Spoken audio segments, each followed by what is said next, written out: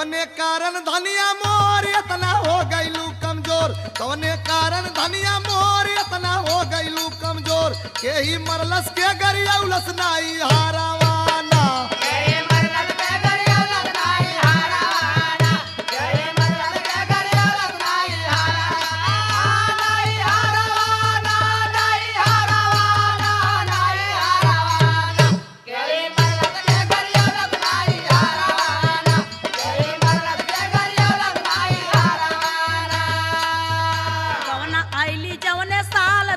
बीतल 12 साल गवना आईली जवने साल तब से बीतल 12 साल हाल मो कवन सुनाई ना भर